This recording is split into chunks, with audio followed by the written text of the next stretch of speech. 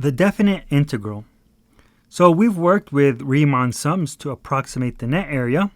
And so we saw that the net area is approximately equal to a Riemann sum with a finite number of subintervals in the partition.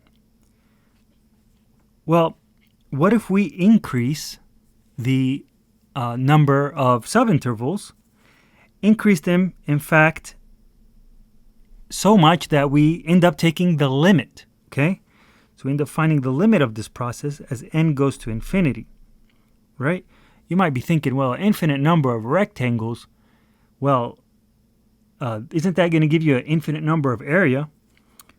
But be careful, we have this delta x. As you get an infinite number of rectangles, as you're approaching that limit, the widths of each of these rectangles is also shrinking towards a zero, so we end up getting some finite limit, that is the net area, for functions in which this works, which we'll call integrable, and I'll describe that a little more in a second.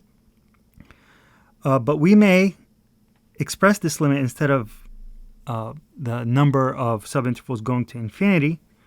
We could also express this as the lengths of the subintervals going to zero. So if we let this delta be the max length of the subinterval, so if there's delta x1 has a certain length, delta xk has a certain length, we're going to take the largest one and we're going to let that be equal to delta. So the largest one among all of these subintervals, and we'll call that delta. And so we could express this limit as, rather than n going to infinity, okay, we could just say delta going to zero. So to remind you of this process, here we have just a Riemann sum. We're not really choosing left or right, just a general Riemann sum. And the goal is to increase the number of subintervals in the partition to get better and better approximations for the net area. And once we take the limit as n goes to infinity, we should get an equality so that the net area is equal to that limit. Okay, so a function f defined on this interval from a to b is called integrable if this limit exists, okay, as delta goes to zero, so that the number of subintervals in our partition goes to infinity. If that limit exists, but not just exists, and is unique over all partitions of A and B and all choices of xk star. So whether we choose the left, whether we choose the right endpoint of the subinterval, whether we choose the midpoint of the subinterval, whether we choose any point whatsoever, and vary the choice so that we choose the left for one subinterval and the right for another subinterval. All possible partitions, okay? If this limit exists and is unique, so that no matter how we partition our interval, we still always get the same answer when we take the limit. So we call such a function integrable, okay? And this limit for the integrable function is called the definite integral of f from a to b. And we write it this way, okay? So we have this integral sign, and this here is the lower limit. This here is the upper limit. What happened to the delta x's there? Well, they became this dx symbol, okay, which is just to let us know which variable we're integrating over, okay? The variable of integration here is x. And so the definite integral here is defined as the limit as delta goes to zero, or you could say n goes to infinity, of the Riemann sum. Okay? So what is the definite integral in simple words? It's the net area that a function makes with the x-axis. Okay? So it's basically the net area from A to B. So I know what you're thinking now. You're probably thinking, how do I know that a given function I have is integrable. Am I supposed to check all possible partitions and check that they all end up giving the same limit at the end? Well, that would be too difficult, of course, impossible. So we have a theorem that will aid us in knowing if a function is integrable. If f is continuous on the interval a to b, or bounded, okay? So it doesn't run off to infinity or anything. It doesn't have behavior where it's unbounded, running to plus or minus infinity. And it has a finite number of discontinuities, then f is integrable on AB. So that's a pretty simple bar to pass, right? You don't even need it to be continuous. You just need it to be bounded and with a finite number of discontinuities, and you know that the function f is integrable. And pretty much all the functions we'll be working with are integrable. So, questions of integrability, that's typically reserved for more advanced mathematics. Okay, so let's take a look at an example now. We want to actually evaluate a definite integral. And we'll do this the hard way, okay? Once we talk about the fundamental theorem of calculus, we'll have a much easier way of evaluating definite integrals. But so far, all we have to work with is the limit of a Riemann sum, okay? So we're going to use a regular partition. We're going to partition our interval 0 to 2 is what we're looking at. So we're going to partition that into n subintervals. Well, what's the length of each of these subintervals? It's going to be, we're going to use that formula there. 2 is the upper limit there, so it's the right endpoint of the interval. And 0 is the left endpoint of the whole interval. And so we divide that by n.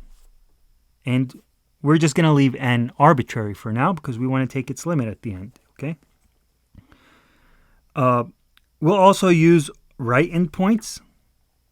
Did we have to?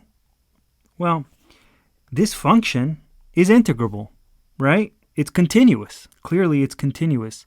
So it's integrable, and so it doesn't matter what type of partition you use and what type of sum, left or right. So we'll just choose the right endpoints, and we'll choose a regular partition.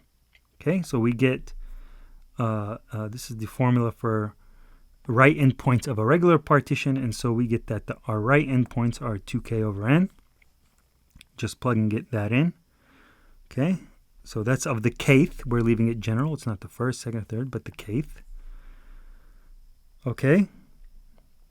Then the right Riemann sum with the regular partition and the right endpoints of the subintervals being chosen is given through, here's the Riemann sum, the general formula.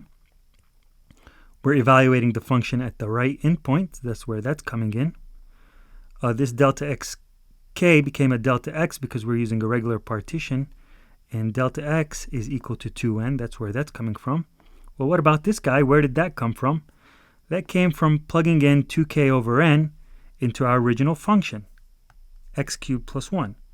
Okay, so if you plug in 2k over n instead of a x there, we have a 2k over n. So we just plug that into where we see an x. And so this is what you get here. Okay, and now we want to sum not over n, but over k. Okay, so the index of our sum is k.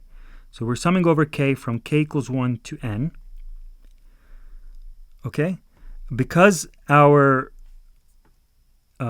index is k, n is just a constant throughout this sum. It's not changing. We have the same number of subintervals. We're still not taking the limit yet. We're fixing n. So we could factor that out of the sum, this 2n. You could just move it to the left and factor it out. It's a constant relative to this sum that's going over k. And we're left with this here.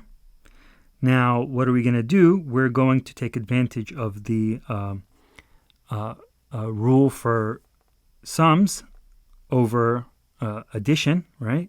So we could then sort of, you could think about it as distributing that sum, if you will. That's not very proper, but okay. So you could take the sum of each of these pieces, and 8 over n cubed is constant over this sum. You pull that out. That's where that's coming from. And we'll just keep that the same there. And so we're left with this so far. Okay. And now what we're going to do is use a formula. Okay. So evaluating this by hand is not easy. We're just going to use a formula for that. We have a formula for this sum, k cubed. We've discussed it in a previous video. It's going to equal the sum from k equals 1 to n of k cubed. It's going to be n squared times n plus 1 squared over 4. So that's where that's coming from. What about this sum? Well, we're adding 1 n times. So we're going to get 1 plus 1 plus 1 plus dot dot dot n times. So that's just n. Okay. And distribute that 2n back through this addition there. And you end up getting this expression. Okay. Well, what is that right there? What is that? This is the net area that you would get if you chose an n number of subintervals in the regular partition, choosing the right endpoint of each of the subintervals. Okay, it's a mouthful, but that's what it is. So if we plug in n equals 1, we're just approximating using the right endpoint. If we chose n equals 16, well, we've divided out our interval into 16 subintervals, and we choose the right endpoint to evaluate the function, and we would get, you would just plug 16 for n here, and you would get a net area. Well, that's not what we're after. We're after the limit. That's the definite integral. So what are we going to do? We're going to take the limit of this as n goes to infinity. Okay? So the definite integral is here by definition. Okay? We talked about how we could trade this delta going to 0 as n going to infinity. And so we're going to take the limit as n goes to infinity of this expression here. And so we could just simplify what's inside here. If you simplify this and distribute, you'll get this expression here. These n squareds cancel. This n cancels with one of the n's down there. You get 4 over n squared and 2. Now, what's the limit as n goes to infinity of this? Well, 4 just stays 4. 8 over n, where does that go? Well, that goes to 0. Okay, so this will go to 0. This will also go to 0 as n goes to infinity. And so you're left with 4 plus 2.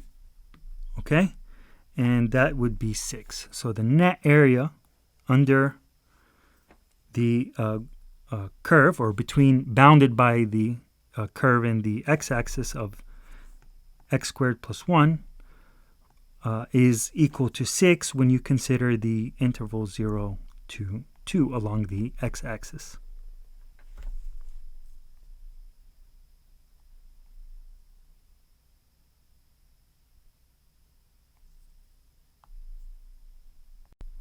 So marvel at that for a second, because it is indeed a lot of work.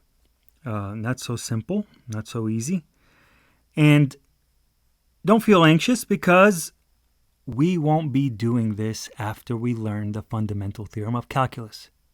Finding the definite integral will become much easier after we explore and learn the fundamental theorem of calculus. Okay, so we won't really be doing these type of limits, but I think it's important for you to know how to use the actual definition of the definite integral directly.